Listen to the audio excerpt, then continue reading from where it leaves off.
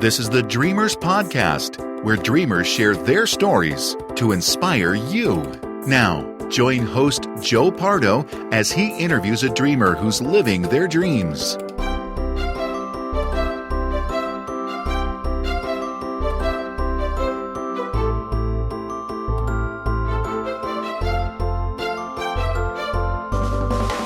Welcome to the Dreamers Podcast. I'm your host, Joe Pardo, and today I am interviewing Eddie McCoy, who is living his dream by living a long, healthy life with his kids. Welcome to the show, Fast Eddie.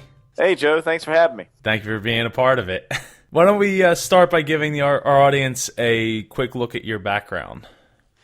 Well, let's see. I live, just from perspective, I'm from Atlanta, Georgia, just out of Atlanta, Georgia, at a little city to the west called Villa Rica.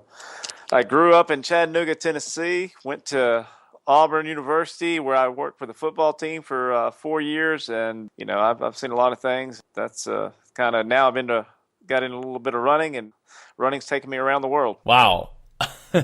I mean, literally around the world. You've been all over the country that I know of. What other places have you been outside of America? Any? Well, I shouldn't say the Bahamas is about as far outside of America as I've been. I use the word loosely. That's far. I mean, that is literally outside of America. But I have been all around this country, no doubt about it. That's great. Where's the farthest that you've been? To the west, and then I guess north and south.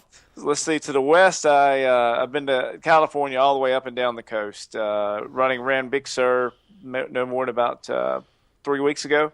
And that's right below Monterey, California. And the furthest north I'd been was, probably last weekend in Fargo, North Dakota. And then I was in Boston earlier for the Boston Marathon. That's about as far northeast as I've been. So all that in about 4 weeks. How about that? Yeah, I mean, I follow you on Facebook, and it's pretty amazing to see where you are every single week. Yeah, it's been a lot of traveling. The bags have been packed, but I'm glad it's summertime, and now I don't have too many more trips until we get back to the fall. So what would you say is your biggest inspiration? My biggest inspiration is absolutely, without a doubt, my little girls and my wife, Anna. I have 2 daughters. Right now, their ages are 8 and 5, and my oldest is the 8-year-old Emma, and my youngest is the 5-year-old Abigail. And without a doubt, those two girls and my wife have inspired me to do a lot of things that I once thought impossible. Well, I got to meet your wife and Emma just 3 weeks ago. We ran together in Disney World. That's correct. We ran the Expedition Everest Challenge, so you definitely got to meet Emma and Anna. It was a lot of fun, and your daughter is just adorable and very inspiring at the same time. No, she had a blast running with you, and she has some spunk to her, no doubt. So how did your dream come about? Well, let's see. I'll go back to right when my youngest daughter was born, Abby, and Emma was probably around. She was 2 years old. I was weighing in at about 310 pounds. And at that time, I went to a doctor for a checkup. Got, how they do your blood pressure and everything. And man, my blood pressure, my cholesterol was just skyrocketing.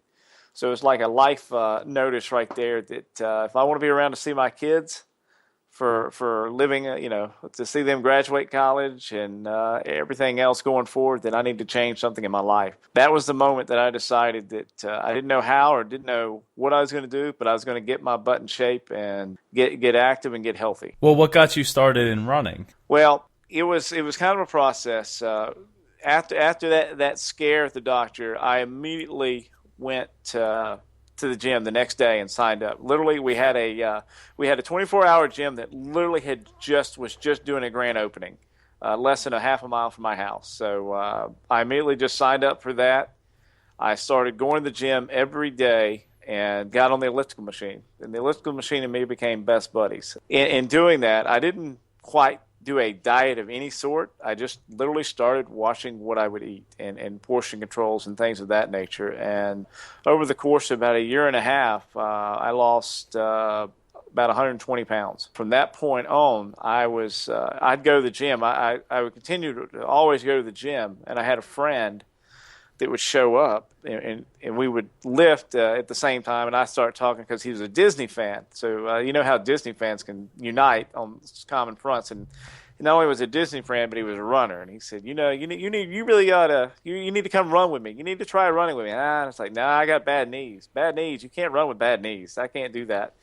So eventually, he taught me into doing the Wine and Dine half marathon, and so I said, well, I'm not going to run outside. I'll do this. It'll be a one and done type deal. So I trained on the elliptical machine, and this is almost 3 years after I'd lost the weight, but I was still actively in the gym. But I would just get on the elliptical machine. I'd do long run sessions on the elliptical machine, like 2.5 hours.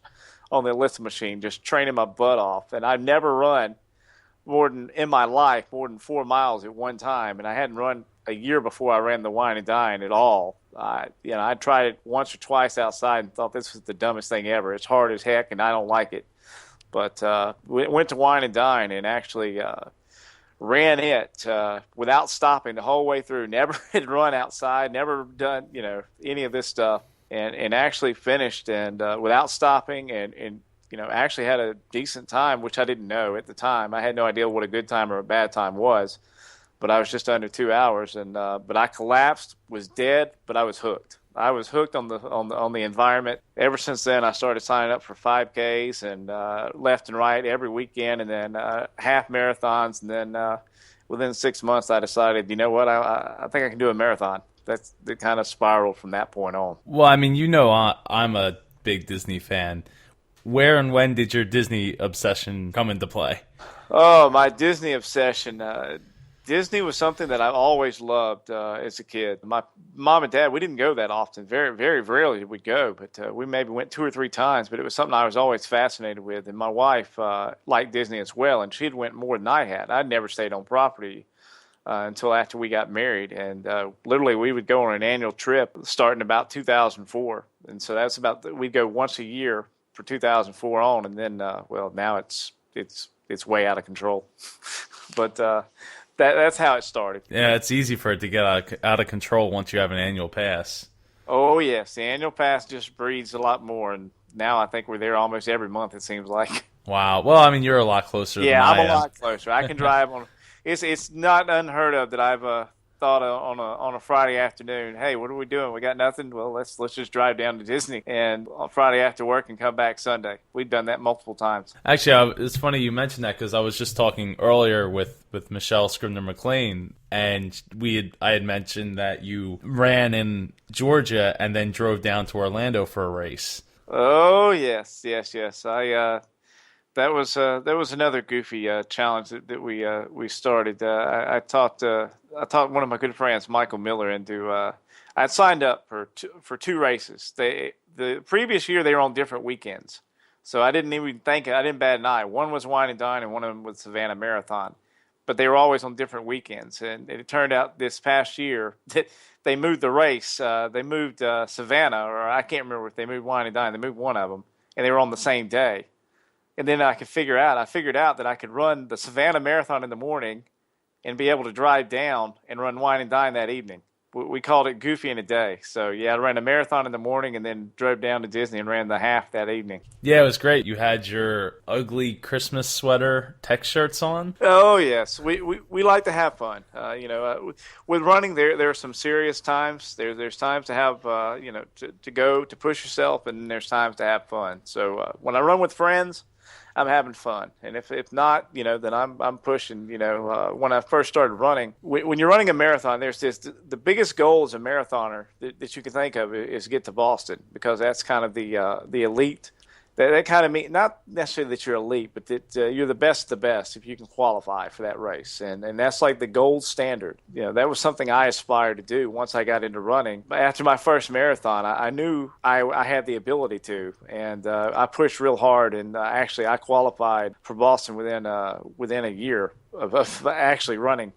So, which is almost unheard of. Not a lot of people qualify as fast as I did, but it's just a lot of work ethic. But with running, there's the serious times and then there's the fun times. So the fun times, I carry around a GoPro and a handheld camera, and I go out in town, have a blast and put videos together. And Man, we can have a lot of fun. We have a party out on the course when I'm out there having fun. When it's serious, it's a whole different world. But I like it. I like having the two different worlds with inside running. Yeah, it's really great that you're able to separate yourself from that, like that you're not trying to hit a personal record every time you step out on the course. No, you definitely got to mix it up to some point. You got to have some way to mix it up. If everything's all about running as hard as you can, as fast as you can, as often as you can, then you'll burn yourself out. So to me, you never have to kick me in the butt to go run. I love running. If there was no races, I would be out there every morning regardless running, just because it is my solace to start the day. I'm a little bit of a fool, as some people know. I get up at 3 in the morning every morning to go. I start my day going to the gym for an hour and then going out for anywhere from 7 to 10 miles a day. That's how I like to begin my Monday through Friday. I know. I see you out on Facebook every morning. I didn't even think you were up that early at 3 in the morning. I thought it was more like 4, but either way, that's a lot of dedication. It is a lot of dedication, but it goes back to when I first started losing weight. I started getting up at 3 in the morning then, and I haven't stopped since. So it's just shifted from spending an hour on the lift machine, an hour lifting, to an hour in the gym and an hour running, or a little over an hour running. What time do you normally go to bed? I try to get to sleep by 10. So I try to function. I function pretty well on 4.5 to 5 hours of sleep. I figured I can sleep when I'm dead. Yeah. Oh, you had plenty of years of rest before then, right? Oh, yeah, man. I took lazy to a profession. So I got to ask, how was your dream of living a long, healthy life received by your family as well as others? Received really well. It's amazing, to have my wife get behind me, and always stay behind me. And Lord knows she calls me her long-term investment that's paid off. So, so I got my butt in shape that way. But it's been a great thing. I remember one of the things that helped motivate me, I remember when my daughter was born, we did a little video of our house, to show Emma when she was born what our house looked like, what cars we were driving, and then we did a video telling our thoughts. And I remember in the video clearly, and I still have it, that I said, when you watch this video, I hope when you look at it, you will not recognize me, because I will not look like this, that I'll look skinny. When my girls see pictures of me fat, they don't recognize me. They've never seen me in their eyes as somebody that was big. So they just can't believe that's me. And to have my parents and my brother and my sister, it's amazing, how supportive they've always have been. And, now they understand, and I've inspired, they've all lost my mom, dad, and my sister have all lost weight. And they say that help me help them, inspire them. So, it's been good to have them. Could you go into depth explaining the steps that you took to get started? I know you said that a 24-hour gym opened up, and you started. That's when it all just came together at the right time in the right place. But was there any specific steps that helped you get started, that helped you get over that hump of it's 3 a.m. and I'm up, let alone doing something? Well, with every success, there becomes several failures along the way that get you to that point. There's never been a person that's lost weight that hadn't done a diet, quote unquote diet, that they lose weight. Say you lose. I've done 2 diets where one I lost 70 pounds and one I lost 40, but I gained it all back. So you realize that diets don't work. The word diet is a bad word to me. It's not right. It's not. You have to have a lifestyle change. You have to have something you commit to. You can't change yourself and deprive yourself of things you like. It just doesn't work. You can wean yourself off of things. So I took the past failures of losing weight and gaining it all back and saying, what can I do now? And what I did was I didn't give up anything I loved. I didn't deprive myself. I just said, you know what? I'll be very disciplined Monday through Friday, and I'll be lax on the weekend. I'll give myself what I want. But what happened is the more I lost weight and the healthier I got, the better my choices became naturally without me wanting the other things. It didn't. A lot of the bad things I liked, I don't even like anymore. I can't even stand to even eat them now. But it took a slow weaning off and actually controlling and limiting, not depriving myself, but not having it all the time. It became a lifestyle, just a lifestyle. not a diet. No, I know exactly what you mean. I've gone through periods of time where I wouldn't eat ice cream for like a year. It did nothing for me. But now, obviously, I eat ice cream, and I go through fits where I won't drink soda for many, many, many months at a time, just because I decide one day that I just don't want it. So, I mean, that's great that you were able to wean yourself down, and you're totally right about making better choices, and then wanting those choices to pay off, pay dividends for you as well as your body. So, did you run into any roadblocks when you started all this? Not so much roadblocks. I think you have the perception. The hardest thing to me when you start is when you go to a gym, and this is probably goes back into why I'm an early person. You go to a gym. When you go to a gym as a fat person and you're there, you stand out in your mind. No matter what, you're like, man, everybody's looking at me because they're the in shape people and they're working out, and here I am, don't know what the heck I'm doing, and I'm trying to whatever. So the roadblock for me was I hated working out in the afternoons when everybody was there.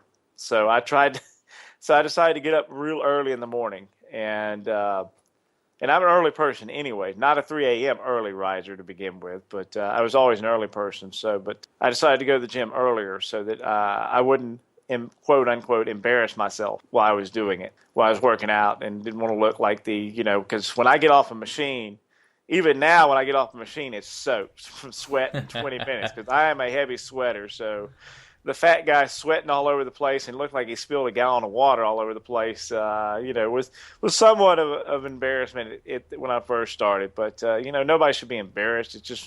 It's one of those things. If at least for me, you're very self-aware. When your body's not the way you want it, you're very self-aware of everything around you, and you perceive things that may not even be real, but you perceive them. So if there was any roadblock, it would be, not being able to fit in, per se. So has there been any parts of your dream that haven't quite worked out yet, or didn't quite work out at the time? I'm a very happy guy. I don't consider anything that's never worked out. I always consider if something doesn't go the way I want it, is another opportunity to find something else and enjoy something else. I just ran Boston. I went there with the intent of trying to have a good race, and it's the first time I've ever run a marathon for me for time that I've ever run over 4 hours. And so it doesn't. It's one of those things that I could be mad and say that didn't work out, but you learn from it. You take the experience, you realize how blessed you were to be there, and you realize hey, it just motivates you to do better and get better, and things happen. You just got to figure out how to take lemons and make lemonade. So that's my attitude. I'm very positive. It's going to be hard to get me down. A roadblock, I'm like water. I'll just find a different way around it. That is beautiful. It's quite easy to see why so many people love you at the races. I appreciate it. I like having fun. There's no doubt about it, man. It's just, I like having fun, and most important, I love seeing other people do things that they thought not possible. There's a lot of people out there think, I can't do this, I can't do that. Well, you know what? That was me too. And if I hadn't have got my butt and tried it, you never know. And there's so many people that I know now that I see that are out there doing things outside their comfort zone. And you know what? What happens is when they step out on that uncomfortable field, they end up liking it, and then they eat it off feeding. And the great thing is, whether you know it or not, when you're doing something like this, you're inspiring others to do things, whether you even realize it at the time or not. And sometimes you'll never know you inspired somebody till you get, I get an email a year later saying, I lost X number of weight because of you. I did this because of you. You just don't know. And I can assure you that anybody that's out there busting their butt and changing their lives, there's other people that are taking notice it, and they're being inspired too by watching these other people do it. So, my whole goal is to always give back, because it's not the easiest thing to do, but it's I get a lot of reward out of helping others and watching others achieve their own goals. And that's an amazing thing. It's so inspiring. So do you have any dreams for the future? Oh yeah, I always got dreams, man. I always got goals. So no, my first goal is get my butt back to Boston, to Boston qualify. And running specific goals. I want to Boston qualify, and I want to go sub 3 hour marathon. So that's that's a fast time. That's what I want to do goal wise. And, but on the bigger grand scheme of things, I want to watch my kids get into running. I want them to do it and enjoy it. And I've got, as you saw, one girl who's having a pretty good time doing it. Yeah. I got a younger one who's a little stubborn with it, and I got a wife who, if she ever decides she really wants to do it, can do it. She could be pretty darn good. She loves and hates running all at the same time, so she gets in spurts where she gets at it, and then the other time she did not. But I give her a ton of credit because she said she'd never ever run until she saw one of my medals, and at Wine and Dine she goes, "Well, I need to do it." So, but no, that's kind of my goals per se. So, do you have any last thoughts for our audience? Look, if you're sitting here listening to this and you're sitting there thinking, what can I do? Whether it be weight loss, whether it be anything, you know what? Unless you actually go out and try it, you'll never know what you can or you cannot do. And to automatically assume you can't do something is automatically losing. So, you know what? Don't be like me for a lot of years. Get off your butt. Just try it. And you know what? You may not know how the heck you're going to get there, but if you don't start working toward it, you'll never be able to find your way to begin with. So just start going after something, even if you don't have the correct perceived way to get there. You'll end up finding it, I bet. So would you like to share any Twitter handles or any websites that people could follow along with your marathon adventures? If you want to follow my fun stuff, you can find me on Facebook at Fast Eddie Videos, facebook.com/Fast Eddie Videos. And that has a link to all my videos. Or I'm on Vimeo. That Fast Eddie Videos on Vimeo. And as far as Twitter, I'm Eddie for AU right now, and I am the worst Twitter person in the world. So don't expect a lot of good content there. Well, the videos are wonderful, and I've really enjoyed being a part of the Everest one. Thanks, man. No, it was great to have you with Emma and have your friend Martin. We had a blast. It was a fun night. Yeah, we should definitely do that again sometime soon, especially with Emma. Maybe we talk her into a half marathon. Yeah, I could see it one day, even though right now that's a little far. A 10K is going to be a win in the future. Oh, definitely. Well, thank you very much for coming on the show, Eddie. I really appreciate it. Thank you, Joe. I appreciate you having me. Thank you for joining us for this episode of the Dreamers Podcast. Follow us on Twitter at Dreamers Podcast. Join us on Facebook at facebook.com/Dreamers Podcast. If you or someone you know would like to be a guest on the Dreamers Podcast, please send an email to j@jpar.co. This podcast is copyright 2014 by jpar.co.